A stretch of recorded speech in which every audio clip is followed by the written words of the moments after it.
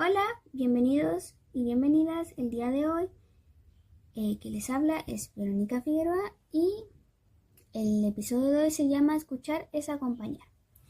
Esto en el marco de las entrevistas en intervenciones familiares desde la mirada del trabajo social.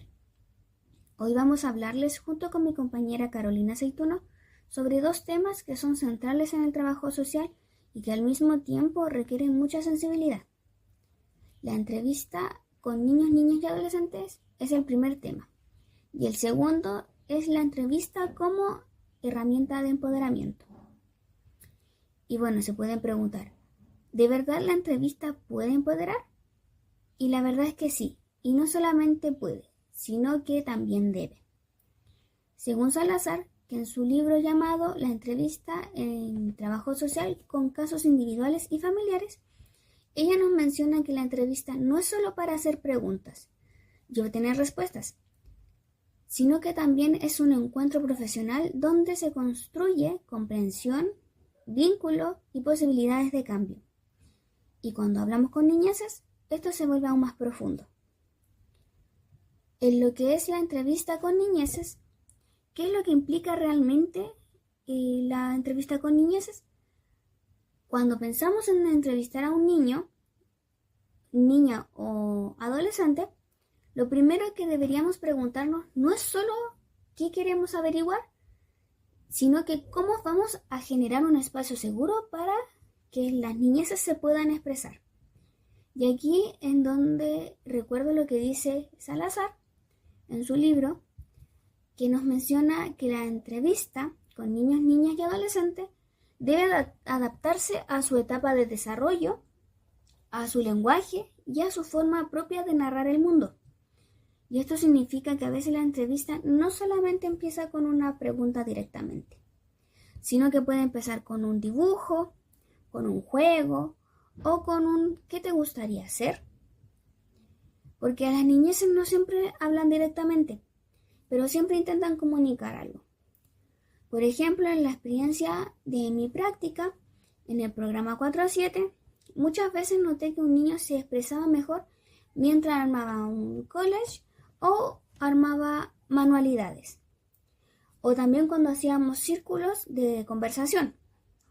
Y ahí entendí algo clave, que el juego no es una distracción, sino que también es parte de la comunicación.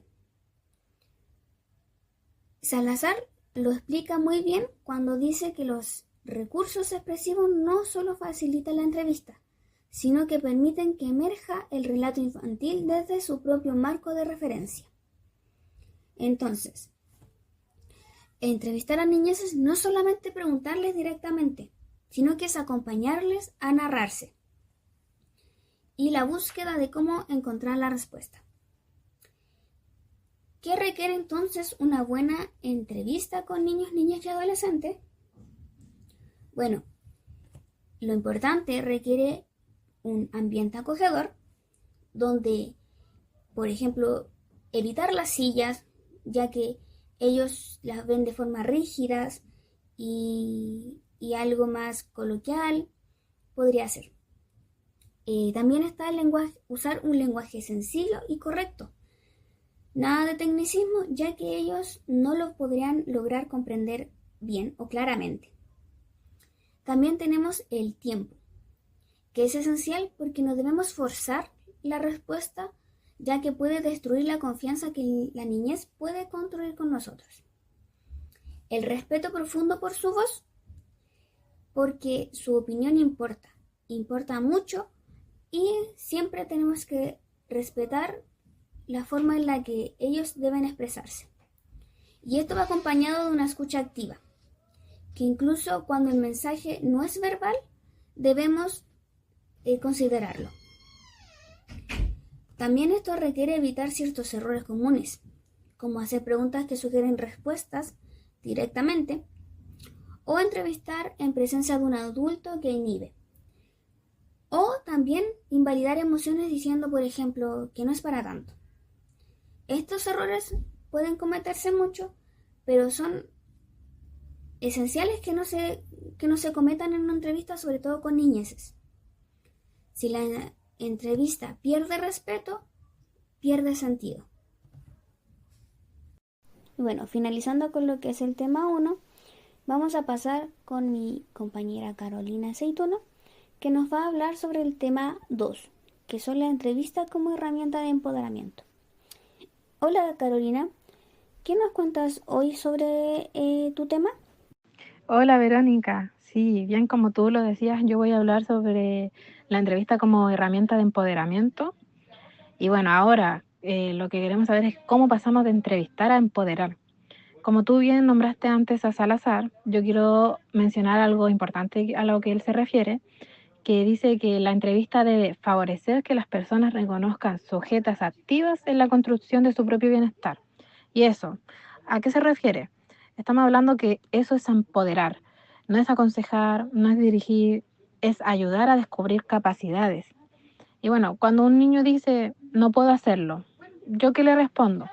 ¿Pero intentaste algo nuevo? ¿Qué descubriste al hacerlo? Ahí no hay solo una conversación, hay reconocimiento, hay identidad, hay agencia. Y cuando acompañamos así, la entrevista deja de ser un instrumento y se vuelve una experiencia transformadora. Bueno, también la pregunta acá es ¿por qué es tan importante para el trabajo social? Porque empoderar implica más de una sola cosa. Validar lo que siente la persona, las vivencias, lo que está transmitiendo, nombrar su recurso interno, que también es importante que ellos reconozcan todos sus recursos, reconocer su historia sin juzgarla, porque nosotros nunca debemos juzgar más allá de lo que nos puedan contar. Hacer preguntas que ayudan a pensar y no obedecer, porque es importante que los usuarios, las niñeces siempre estén pensando y desarrollando sus ideas y no obedeciendo algo que le estamos imponiendo. Dar espacio para decidir también es súper importante, que ellos puedan decidir por sí solos. Cuando la entrevista se vive así, la persona deja de ser usuario, caso o situación y se vuelve protagonista de su propio proceso.